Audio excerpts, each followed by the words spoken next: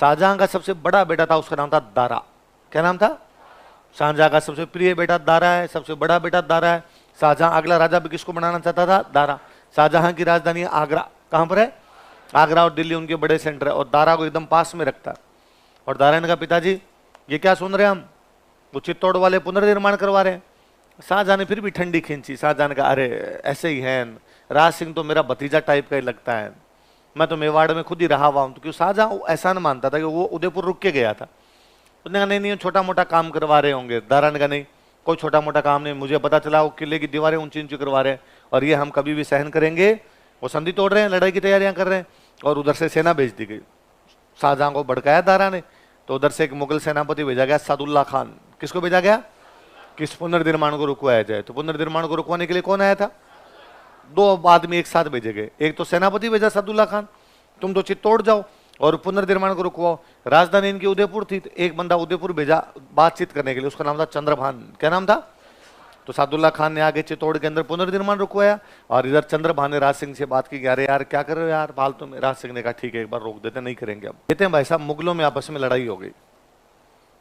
समाचार मिला कि शाहजहां बीमार हो गया। कौन बीमार हो गया? तो शाहजहां बीमार हुआ तो सारे राजा उससे मिलने के लिए पहुंचे, मंत्री संतरी सारे बातचीत करने के लिए पहुंचे कि भाई बादशाह तुम तो बीमार हो, और कल को खुदा ना खास्ता तुम मर जाओ, तुम्हारे बाद में बादशाह किसको बनाना है? तुम्हारे तो 4 बेटे हैं, और शाहजहां का प्रिय बेटा कौन? तो उसने कहा, भाई राजा किसको बनाना है? दारा। तो शाहजहां के साथ में राजाओं की संधियां हैं, तो सब राजाओं ने कहा, ठीक है भाई अगला राजा किसको मान लेते हैं? दारा। ये शाहजहां के एक और बेटे को पसंद नहीं है। उसका एक और बेटा, उसका नाम क्या है? औरंगजेब। क्या नाम है? साउथ इंडिया में पोस्टिंग। उसने कहा, क्यों दारा किस बात का, मैं भी तो राजा बन सकता हूं। और उसने दारा पर आक्रमण कर दिया। राजस्थान के राजा सारे किसकी तरफ से लड़ेंगे? दारा, क्योंकि सबकी संधियां किसके साथ में? शाहजहां। मेवाड़ वालों को भी किसकी तरफ से लड़ना चाहिए? दारा, क्योंकि मेवाड़ वालों की शाहजहां के साथ क्या है? संधि। और मेवाड़ का राजा कौन है?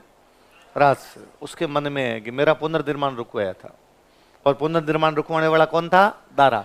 और राज सिंह ने औरंगजेब को कहा कि औरंगजेब तुम संघर्ष करो, हम तुम्हारे। तो राजस्थान के सारे राजा किसकी तरफ, और मेवाड़ का राणा राज सिंह किसकी तरफ। अब हुआ क्या कि उधर वो दोनों लड़ रहे हैं, दारा और औरंगजेब। दारा अपनी सेना किसके खिलाफ भेजेगा? औरंगजेब।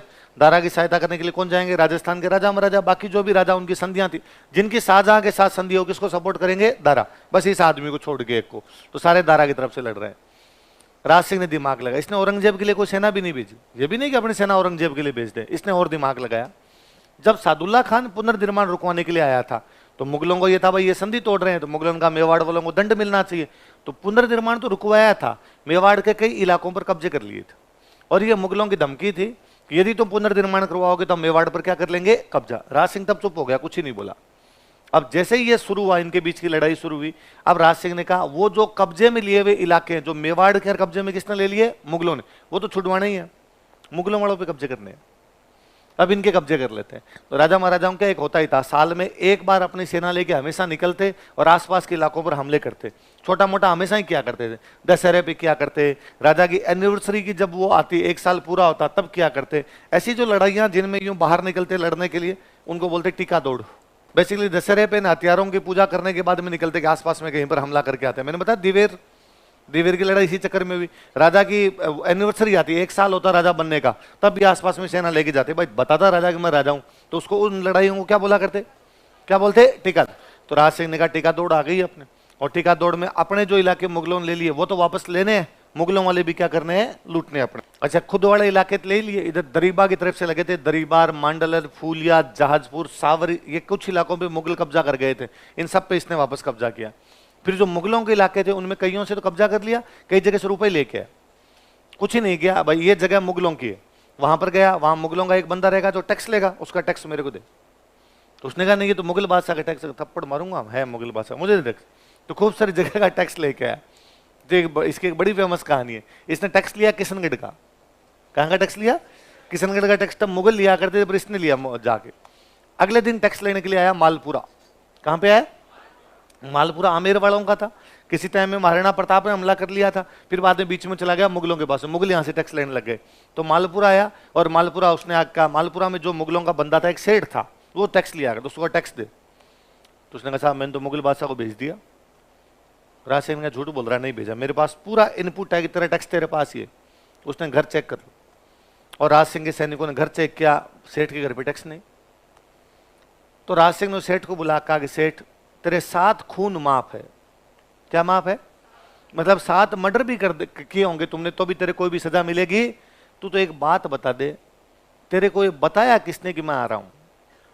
तूने पैसे छुपाए हैं, पैसे नहीं भेजे, तूने पैसे कहीं छुपा दिए।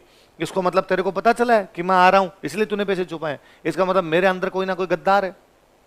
भाई मैंने किसी को बताया नहीं, मैं सुबह किशनगढ़ से रवाना हुआ और मैंने किसी को नहीं कहा मालपुरा जा रहे हैं, मैंने कहा फॉलो मी। फिर भी कैसे पता कि मैं आ रहा हूं? तूने रुपए छुपा दिए। सेठ ने कहा साहब आप मार दोगे मेरे को। उसने कहा मैंने कहा ना 7 मर्डर भी करके आया तो भी माफ है, कोई सजा नहीं मिलेगी, तू तो बता। उसने कहा मेरी बेटी किशनगढ़ शादी की हुई है उसकी, उसका रात को समाचार आया था कि कल राज सिंह जी मालपुरा पर अटैक करेंगे, पैसे छुपा दो। तेरी बेटी को क्या पता चला? ये तो नहीं पता। बुला तेरी बेटी को। साहब आप बेटी को दंड दोगे? आ रहे कि कुछ ही नहीं कहूंगा। बेटी को बुलाया। राज सिंह ने कहा तुम मेरी धर्म की बहन हो, तुम मुझे ये बात बता दो केवल कि तुझे पता कैसे चला कि मैं मालपुरा जाऊंगा?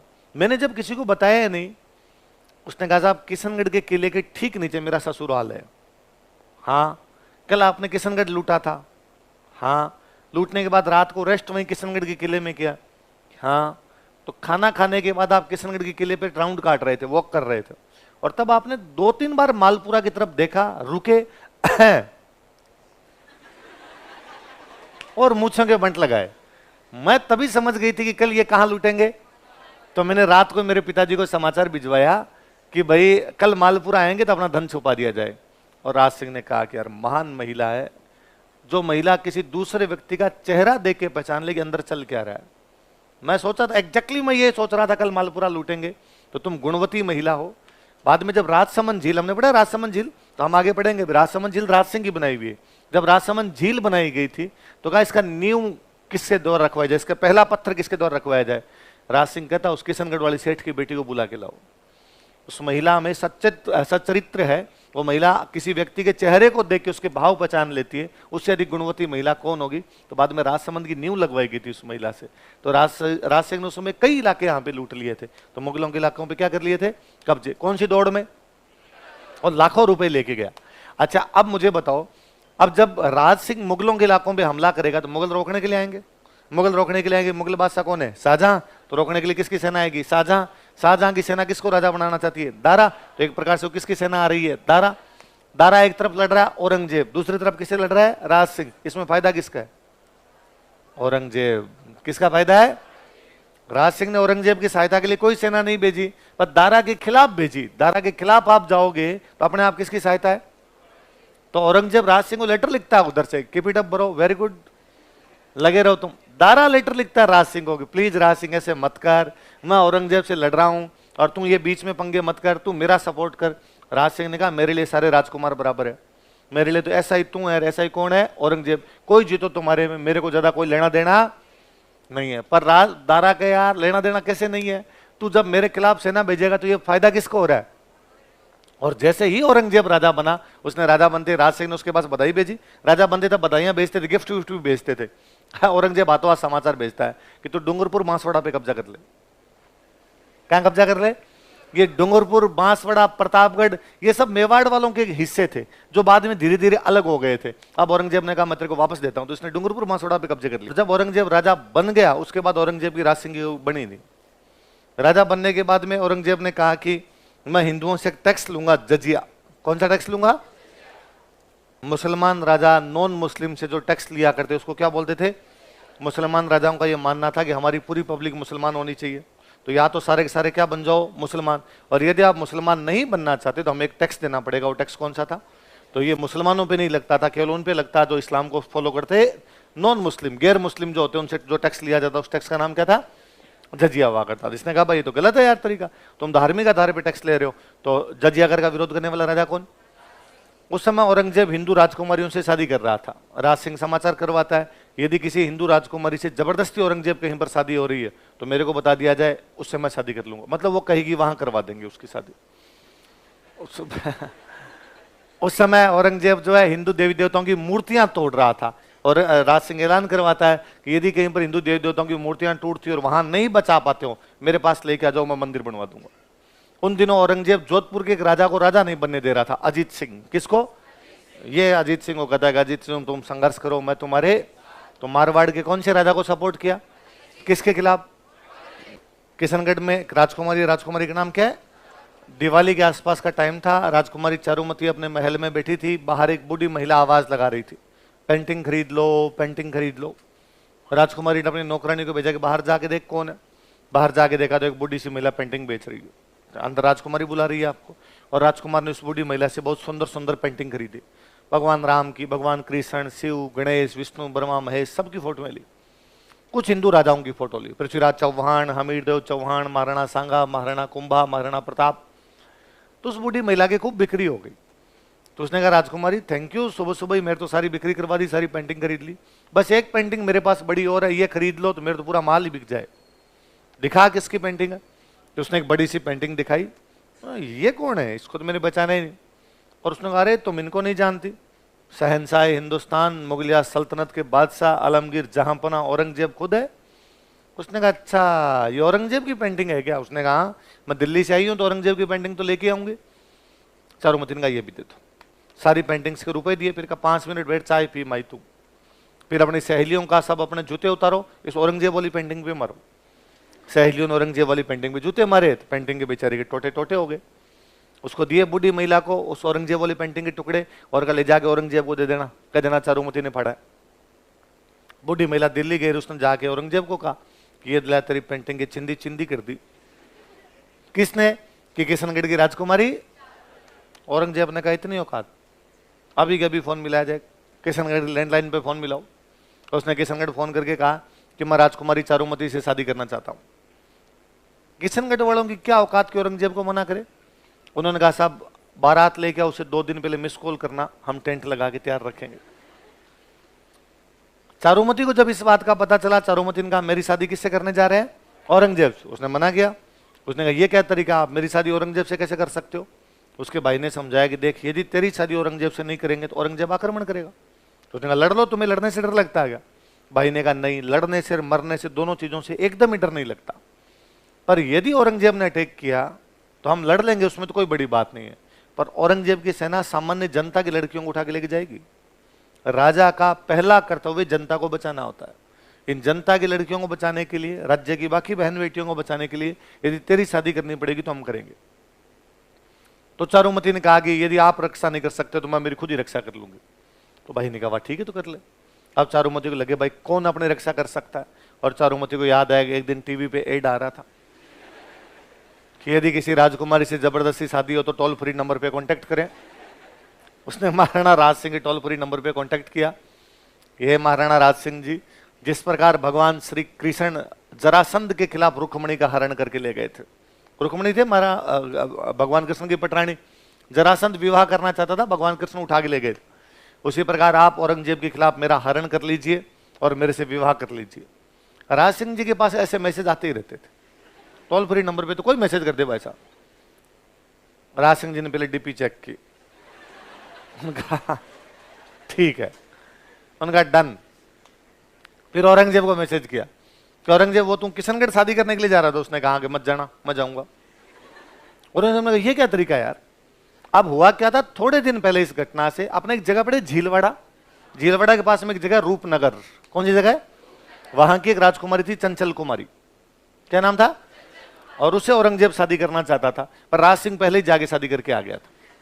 तो औरंगजेब नाराज था कि यार चंचल कुमारी से पहले ही तूने शादी कर ली और अब किससे करना चाहता है? कदे एस फूलते कदे ओस फूलते ना, ये तरीका गलत है, यहां तो मैं करूंगा। राज सिंह ने कहा देख अब मैंने डीपी चेक कर ली, अब तो मैं करने जाऊंगा तो मैं ही करने जाऊंगा। तो औरंगजेब ने कहा फिर लड़ाई होगी, कर लेंगे, कोई बात नहीं, लड़ाई में तो डर ही नहीं लगता हमें। अब भाई शादी का दिन नजदीक आ गया, औरंगजेब उधर दिल्ली से अपनी सेना रवाना कर चुका है। राज सिंह ने अपने मंत्रियों को बुलाया और मंत्रियों को बुला कहा भाई मैं चारुमती से शादी करने के लिए जा रहा हूं, एक नारी की रक्षा की बात है और औरंगजेब की सेना आ रही है, क्या करना चाहिए? तो मंत्रियों ने कहा साहब चिंता ही मत करो, आप तो शादी करने जाओ, आराम से पधारो। तो सेना हम रोकेंगे, मेवाड़ की सेना जाएगी और औरंगजेब की सेना को अजमेर में रोक लेगी, किशनगढ़ तक आने ही नहीं देगी, आप तो आराम से ब्याह करो। तो राज सिंह ने कहा बस ठीक है, मेरे फेरे हो जाए तब तक उसको रोक के रखो, फेरे होने के बाद मैं खुद आ जाऊंगा। अरे कि साहब आप तो आना ही मत, आप तो बारात लेके वापस मेवाड़ पधारना, औरंगजेब को अजमेर से इंच आगे नहीं बढ़ने देंगे हम। तय हुआ कि मेवाड़ की सेना लड़ने के लिए कहां जाएगी? अजमेर। और राज सिंह जी शादी करने के लिए कहां जाएंगे? किशनगढ़। मेवाड़ की सेना जाएगी तो सेनापति को जाना पड़ेगा। उस समय जो मेवाड़ का सेनापति होगा वो सलूम्बर का सामंत होगा, और उस समय जो सलूम्बर का सामंत है वो था रतन सिंह चुंडावत। क्या नाम था? कहां का सामंत है? रतन सिंह चुंडावत के पास मैसेज किया गया कि भाई साहब आपको कल अपनी सेना लेके कहां पर जाना है? अजमेर। और किसकी सेना से लड़ाई करनी है? औरंगजेब। क्योंकि राज सिंह जी शादी करने के लिए कहां जा रहे हैं? जिस दिन रतन सिंह चुंडावत के पास ये मैसेज गया उस दिन उसकी खुद की शादी हुई थी। उसकी रानी थी, उसकी रानी का नाम था सलह कंवर। क्या नाम था? उसके पास मैसेज गया तो उसने कहा यार ठीक है राज सिंह जी अपनी शादी करने के लिए जा रहे हैं, पर मेरा भी तो आज ही ब्याह हुआ है, तो राज सिंह जी को इतना ध्यान रखना चाहिए, हमारे घर में शुभ काम है, मैं कैसे जाऊं शादी बीच में छोड़ के। और उसने कहा मैं नहीं जा रहा। ये बात उसकी रानी को पता चली। इसकी रानी बूंदी की थी। कहां की थी? बूंदी के थे संग्राम सिंह, उनकी राजकुमारी थी। बूंदी में हाड़ा चौहानों का राज था। किसका राज था? तो हाड़ों की जो बेटियां होती वो होती हाड़ी रानियां। तो संग्राम सिंह जी की बेटी थी वो बूंदी के हाड़ी रानी। क्या नाम था उसका? सलह कंवर। उसको इस बात का पता चला तो उसने रतन सिंह को समझाया कि नहीं आपको जाना चाहिए, ये आपका कर्तव्य है, आप मेवाड़ की सेना के सेनापति हो, आप नहीं जाओगे कब कौन जाएगा? रतन सिंह चुंडावत ने कहा मैंने मेरे कर्तव्य सारे निभाए हैं, आज दिन तक मेवाड़ की तमाम लड़ाइयों में मैंने बढ़ चढ़ कर भाग लिया, इस बार चूंकि मेरे घर में शादी है, मेरी आज ही शादी हुई, तो मैंने आज के लिए तो मना किया है। उसने कहा नहीं, कर्तव्य से बढ़कर कुछ ही नहीं होता, देश से बढ़कर कुछ ही नहीं होता। शादी ब्याह सब चलते रहते हैं पर देश के लिए मरने मिटने के मौके हर बार नहीं आते हैं। और आप ही जाओगे हरावल में, यह इसलिए है मेवाड़ में क्योंकि आपके किसी एक दादा परदादा चुंडा ने कहा था कि मैं राजा नहीं बनूंगा, राजा मेरा सोतेला भाई मोकल बन जाएगा। इसलिए कहा गया कि सलूम्बर वाले हमेशा मेवाड़ की सेना क्या होंगे? सेनापतियों। आज यदि आप नहीं जाएंगे तो आपसे हरावल छीन ली जाएगी। आपके 3 पीढ़ी बाद आपके बेटे पोते कोई होंगे, उनको लोग ताने मारेंगे कि इनका एक दादा परदादा बीच में कमजोर निकल गया था, इस वजह से हरावल का अधिकार छीन लिया गया। क्या आप ये चाहते हैं कि आपके आगे वंशज हो वो इस वजह से आपको धिक्कारे, आपको कोसे कि रतन सिंह उस दिन कमजोर ना निकलता तो हमसे हरावल का अधिकार कभी भी छीना? और रतन सिंह को जब ऐसी बातें की तो रतन सिंह तैयार हुआ। उसने कहा यार ये बात तो सही है, मुझे लड़ना चाहिए। और अगले दिन रतन सिंह जी अपनी सेना लेकर रवाना होते हैं, खुद घोड़े पर बैठ के आगे आगे चल रहे हैं। जैसे ही अपना महल पास में आता है वो ऊपर की तरफ देखते हैं। रानी सलह कंवर ऊपर से खड़ी खड़ी झरोखे में से देख रही थी और रतन सिंह जी ने अपना घोड़ा रोका। नया नया ब्याह हुआ था तो वापस रानी की याद आई। अपने पास एक सैनिक खड़ा था, उसको कहा ऊपर जाओ और मेरे लिए कोई निशानी लेकर आओ। क्या लेकर आओ? कोई अंगूठी, कोई चूड़ियां, कुछ ना कुछ तो भेज देगी रानी, तो थोड़ा टाइम पास होगा युद्ध के अंदर। वो ऊपर गया और उसने जाके सलह कंवर को कहा कि नीचे रतन सिंह जी खड़े हैं और आपसे क्या मांग रहे हैं, आपकी निशानी।